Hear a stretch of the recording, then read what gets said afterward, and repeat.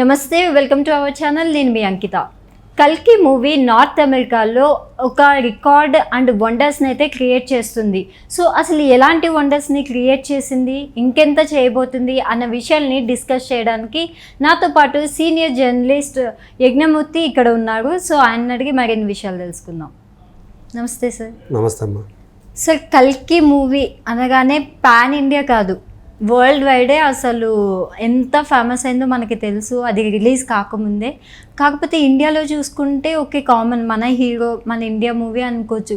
కానీ మన లాంగ్వేజ్ కాకుండా నార్త్ ఇండియాలో కూడా అంత బ్లాక్ బస్టర్ అయ్యి రికార్డ్స్ సృష్టించడానికి గల కారణం ఏంటి సార్?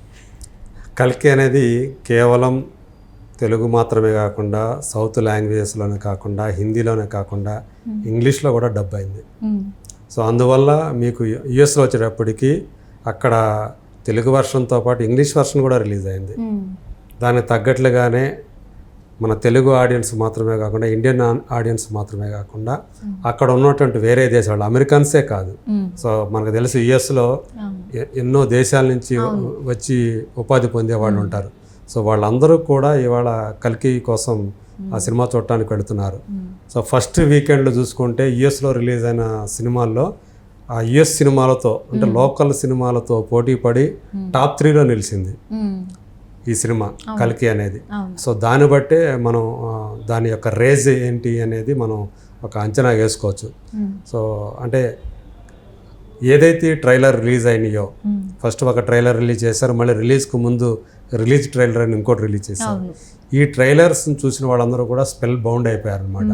అంటే ఒక ఇండియన్ సినిమాని ఈ రేంజ్లో ఇలా తీయగలరా వీళ్ళు కూడా, ఇండియన్స్ కూడా.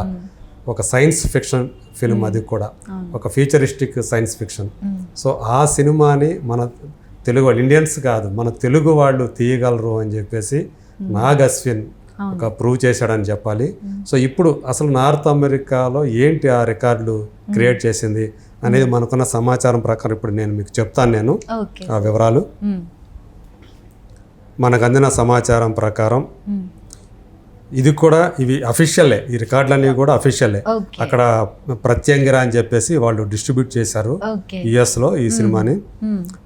సో ప్రీమియర్స్ ప్రీ సేల్స్ అంటే ప్రీమియర్స్కి ముందుగా, సో ఆ సేల్స్ పరంగా, అడ్వాన్స్ బుకింగ్స్ పరంగా ఆల్ టైమ్ రికార్డ్ సృష్టించింది. అంటే ఇండియన్ మూవీస్ ఏ ఇండియన్ మూవీ కూడా అంతా కలెక్ట్ చేయలేదన్నమాట ప్రీమియర్స్ ప్రీ సేల్స్ పరంగా. అలాగే సినీమార్క్ చైన్, అంటే ఇక్కడ మనకి ఎట్లా పీవీఆర్ చైన్ ఎలా ఉంటుందో అట్లా అక్కడ కూడా సినీమార్క్ చైన్ అనేది థియేటర్స్ ఉన్నాయి. సో కేవలం ప్రీ సేల్స్, అక్కడ ప్రీమియర్ ప్రీ సేల్స్ $1.3 మిలియన్ వసూలు చేసింది అక్కడ ఒక్క ఆ సినీమార్క్ చైన్లోనే. ఇది ఒక ఆల్ టైమ్ రికార్డ్ ఇండియన్ సినిమాస్కి సంబంధించి. అలాగే నార్త్ అమెరికాలో ప్రీమియర్ టికెట్లు 1,00,000 అవటం అనేది కూడా ఇదే ఫస్ట్ టైం ఒక ఇండియన్ సినిమాకి. ఆ రకంగా అది ఆల్ టైమ్ రికార్డు. ఇక ప్రీమియర్స్ ఆ టికెట్ల దాని ద్వారా వసూళ్ళైన ఆ వసూళ్ల పరంగా ఆల్ టైమ్ రికార్డు. అలాగే ప్రీమియర్స్ ప్లస్ డే 1, మనకు తెలుసు గురువారం మూవీ రిలీజ్ అయింది, సో బుధవారం ప్రీమియర్స్ చేస్తారు అక్కడ. సో ఆ premieres plus first day collections ఈ రెండు చూసుకుంటే ఆల్ టైమ్ రికార్డు. అట్లాగే ఫస్ట్ వీకెండ్ గ్రాస్ ఆ పరంగా చూసుకుంటే మొదటి 4 రోజుల్లో అది ఆల్ టైమ్ రికార్డే. అట్లాగే fastest 100 crore grosser in North America, ఇది ఆల్ టైమ్ రికార్డు. అట్లాగే ఫాస్టెస్ట్ 11 మిలియన్, ఫాస్టెస్ట్ 12 మిలియన్, అట్లాగే 13 మిలియన్, ఇప్పుడు 13.5, ఇవన్నీ కూడా ఆల్ టైమ్ రికార్డే. అంటే చాలా మిగతా భారతీయ సినిమాలన్నిటికంటే కూడా చాలా ఫాస్ట్గా ఈ బెంచ్ మార్కును దాటింది కలెక్షన్స్ పరంగా. అట్లాగే 2024లోనే హయ్యెస్ట్ గ్రాసర్ ఇండియన్ సినిమాల్లోనే ఇదొక రికార్డు. సో అట్లాగే మండే అంటే వీకెండ్ అయిపోయిన తర్వాత మండే ఒక ఆ రోజు చూసుకుంటే ఫస్ట్ మండే అంటారు, ఆ ఫస్ట్ మండే పరంగా కూడా హయ్యెస్ట్ గ్రాసర్, అది $847,000 వసూలు చేసింది. అట్లాగే వరుసగా 5 days $1 మిలియన్ కలెక్ట్ చేసినటువంటి సినిమా ఇది కూడా. ఇంతవరకు ఏ తెలుగు సినిమా, ఈవెన్ బాహుబలి 2తో సహా, RRR సహా ఏ తెలుగు సినిమా కూడా ఇంతవరకు ఈ ఫీట్ సాధించలేదు. అట్లా వరుసగా 5 రోజుల పాటు $1 మిలియన్ గ్రాస్ సాధించిన సినిమా. సో ఇట్లా ఇక మీరు ఆ కలెక్షన్స్ వైజ్ చూసుకున్నా కానీ అంటే 1 మిలియన్ ఎట్లా వచ్చినాయి అన్నారు కదా, అది అనుకుంటే ప్రీమియర్స్ పరంగా మిలియన్ క్రాస్ అయిపోయింది. అలాగే డే 1 క్రాస్ అయింది, అట్లాగే ఫస్ట్ డే క్రాస్ అయింది, సెకండ్ డే సాటర్డే క్రాస్ అయింది, సండే క్రాస్ అయింది. ఇట్లా ఇక ప్రీమియర్స్ డే 1 కలిపితే 5.5 మిలియన్, ఇది ఆల్ టైమ్ రికార్డే. సో ఇలాంటి రికార్డులన్నిటినీ కూడా ఇది దాటేసింది. బుధవారం నాటికి మొత్తం ఇంతవరకు నార్త్ అమెరికాలో $13.5 మిలియన్ ఇది దాటేసింది అనమాట. సో ఇంకా కౌంట్ అవుతా ఉంది, ఇది ఎంత దూరం పోతుంది ఏంటి అని చెప్పేసి.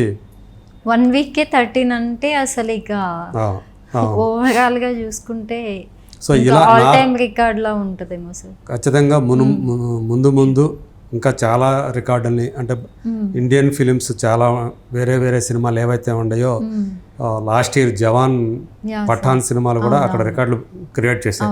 వాటినన్నిటిని కూడా దాటే అవకాశం ఉంది. సో అట్లాగే ఇందాక మనం ఇంతవరకు మాట్లాడుకున్నాం.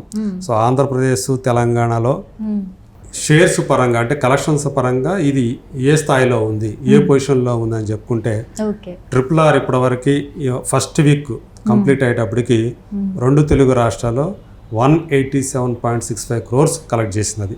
అది టాప్ పొజిషన్లో ఉంది RRR అనేది. ఆ నెక్స్ట్ ప్లేస్కి వచ్చేసింది కల్కి. అంటే ప్రభాస్ సినిమాలు అన్నింటిలో కూడా ఈవెన్ బాహుబలి 2, సలార్ ఈ రెండింటిని దాటేసేసి ఫస్ట్ వీక్ అయ్యేటప్పటికి more than 135 crores కలెక్ట్ చేసింది. సో దాని తర్వాత సలార్ 128.5 crores, ఆ తర్వాత బాహుబలి 2 117.9 అంటే ఆల్మోస్ట్ 118. ఆ తర్వాత అలా వైకుంఠపురంలో ఇది యాక్చువల్గా అది 88, కానీ more than 100 first top 4 films ఏవైతే ఉన్నాయో ఇవన్నీ కూడా more than 100 crores కలెక్ట్ చేసినాయి అనమాట. వాటిలో 3 ఫిలిమ్స్ ప్రభాస్వే కావడం ఇక్కడ అతని స్థాయి ఏంటి మిగతా హీరోలతో పోలిస్తే అంటే మిగతా హీరోలు అతని దరిదాపులో లేరనమాట. ఇప్పుడు RRR అంటే రామ్ చరణ్ జూనియర్ అంటారు. సో వాళ్ళకి ఒక్కొక్క సినిమానే ఉంది, కానీ ప్రభాస్కి 3 సినిమాలు. సో ఇట్లా తన రికార్డుల్ని తనే బ్రేక్ చేసుకుంటూ తన లెగసీ ఇంకా అంతటితో ఆగిపోతుందని చెప్పేసి అనుకున్న వాళ్ళకి సో ఇప్పుడు సలారు అట్లాగే ఇప్పుడు ఈ సినిమా కల్కి, సో ఇవన్నీ కూడా ప్రభాస్ అనేవాడు ఒక మామూలు స్టార్ కాదు. సో ఏ ఇండియన్ స్టార్తో పోల్చుకున్నా కానీ అక్కడ మనం కాంత్రాయం గురించి చెప్పుకుంటాం టాప్ పొజిషన్లో ఉన్నట్టు. సో వాళ్ళకి ఏమాత్రం తీసుకోడు, ఇంకా చెప్పాలంటే వాళ్ళకంటే ఒక మెట్టు పైనే ఉంటాడు అవకాశం దొరికితే గనక అని మరోసారి కల్కితోటి అతను నిరూపించుకోబోతున్నాడు. అక్కడ కూడా ఆల్రెడీ 150 crores మార్కులు దాటింది నెట్. సో హిందీ బెల్ట్లో కూడా. సో వరుసగా ఇది 3వ సినిమా తనకి. అంటే బాహుబలి 2 తర్వాత సలార్ తర్వాత ఈ సినిమా. సో అట్లా ఆ బెంచ్ మార్కును కూడా 150 crore మార్కును కూడా హిందీ బెల్ట్లో కూడా సాధించేసి సో ఎవరికి అంటే తెలుగు వాళ్ళతో పోల్చుకుంటే తెలుగు హీరోలతో పోల్చుకుంటే మిగతా ఎవరికి కూడా అందనంత ఎత్తులో ప్రభాస్ నిల్చున్నాడు అని చెప్పేసి చెప్పాలి. Okay, thank you so much sir. Thank you.